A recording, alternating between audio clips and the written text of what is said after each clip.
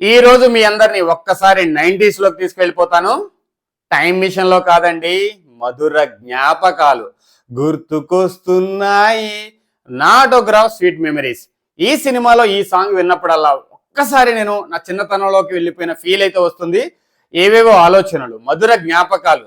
చిన్నప్పుడు మనం ఎలా గడిపాము, ఈ తరం వాళ్ళు ఎలా వాళ్ళ చిన్నతనాన్ని గడుపుతున్నారు అని కంపేర్ చేసుకుంటే అవి గోల్డెన్ డేస్ కదా.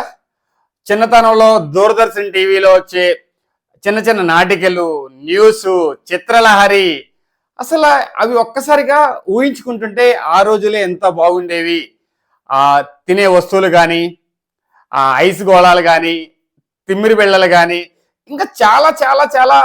తర్వాత డ్రింక్ మూతలు ఉంటాయి కదా, గోల్డ్ స్పాట్ కానీ, అప్పట్లో థమ్స్అప్ అయి ఉండేవి కాదు, ముఖ్యంగా గోల్డ్ స్పాట్ ఉండేది, లెమ్కా ఉండేది. వాటి మూతలతో ఆడడము, కర్రా బెళ్ళ ఆడడము, ఇలాంటి జ్ఞాపకాలు ఎన్నెన్నో అనమాట. ముఖ్యంగా మన కాలక్షేపం.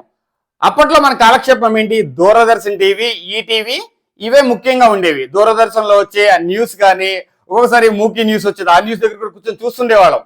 దాంతోపాటు వచ్చే చిత్రలహరి, జయ హనుమాన్, ఓం నమ శివాయ, శక్తిమాన్, ఇలాంటివి చాలా చాలా. తర్వాత వచ్చిన అమృతం సీరియల్ కానీ, ఇవన్నీ మనకి ఎన్ని మధుర జ్ఞాపకాలని మిగిల్చాయంటే. వీటితో పాటు మనకి వణుకు పుట్టించిన హర్రర్ సీరియల్స్ అన్వేషిత, వేడని వీరభద్రుడు. ముఖ్యంగా అన్వేషిత గురించి చెప్పుకోవాలండి. అన్వేషిత ఆ సీరియల్ స్టార్ట్ అయ్యేటప్పుడు ఆ సాంగ్ ఇప్పటికి కూడా అలా మెదులుతున్నట్టు అనిపిస్తుంది. అదొక వైబ్రేటింగ్ సాంగ్ అనమాట. సో దాంతో పాటు ఇప్పటికే నాకు గుర్తుంది, ఆ బీరువా మీద దెయ్యం కూర్చొని హడలెత్తించిన సన్నివేశాలు ఇప్పటికి కూడా కళ్ళలో మెదులుతున్నాయి. దీంతో పాటు విక్రమాదిత్యుడు కథలు, అబ్బా ఎన్నెన్నో అండి. అలా చెప్పుకుంటూ పోతే మనకున్న జ్ఞాపకాలు, మధుర స్మృతులు ఎన్నెన్నో. అసలు ఈ తరం వాళ్ళు వెనక్కి ఒక్కసారి ఆలోచించుకుంటే ఏమున్నాయి? మనకి బోల్డ్ అని. మనం ఈ భూమి మీద ఉన్నంత వరకు ఆలోచించుకున్న ప్రతిసారి ఏదో ఒక తీపి జ్ఞాపకం అయితే మనకు ఉంటుంది. సో అదొక రకమైన ఫీలింగ్ అండి. ఇప్పుడు మాట్లాడుతున్నప్పుడు కూడా నాకు ఏవేవో జ్ఞాపకాలు వస్తున్నాయి.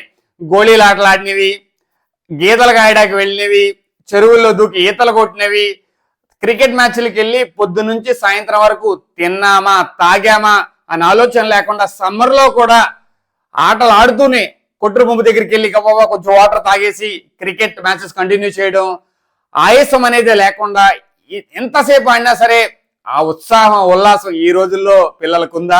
మనకుందా చెప్పండి? సో ఇంక ఎన్నని చెప్పాలండి, ఎన్నెన్నో అండి. ఒక్కొక్కసారి నాకు గుర్తుకొస్తుంది, జామాకులో చింతపండు పెట్టుకొని, టమాటా పెట్టుకొని దాన్ని ఒక కిళ్ళీగా తినేవాళ్ళం. తర్వాత చింతపండు పచ్చళ్ళని, తర్వాత తిమ్మిరి బిళ్ళలని, గోల్డ్ స్పాట్ డ్రింక్లని, రకరకాలండి, ఐస్ గోళాలని, ఎన్నెన్నో. అసలు ఒకటి కాదు, కొన్ని వేల అనుభవాలు అనమాట. వేల కూడా కాదు, లెక్కల్లో లేని అనుభవాలు. తర్వాత మనకి క్యాసెట్లు ఉండేవి. ఫస్ట్ లో టీవీ ముందు రేడియో ఉండేది. అప్పట్లో నేను క్రికెట్ మ్యాచ్ గురించి, అంటే కరెక్ట్గా చెప్పాలంటే, ఎప్పుడైనా నీకు క్రికెట్ మ్యాచ్ గురించి తెలుసుకోవాలి అంటే ఎప్పట్లో లాగా స్కోర్స్ తెలిసేది కాదు కదా.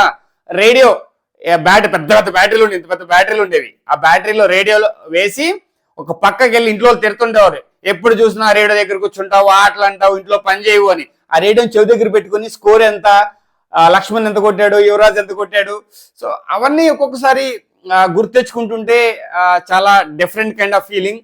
దాంతోపాటు వాక్మెన్ ఈ పక్కన ఇలా పెట్టుకొని, బొడ్డుకు పెట్టుకొని, లేదంటే ఇలా పట్టుకొని ఊళ్ళో వాక్మెన్ తో తిరగడము.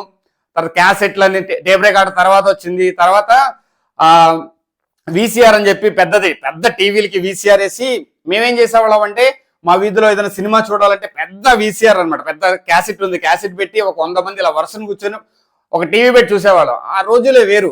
సాయంత్రం అయితే చాలు, చుట్టుపక్కల ఇళ్ల వాళ్ళందరూ కలిసి సరదాగా మాట్లాడుకోవడం, ఆరు బయట మంచాలు వేసుకొని పడుకోవడం.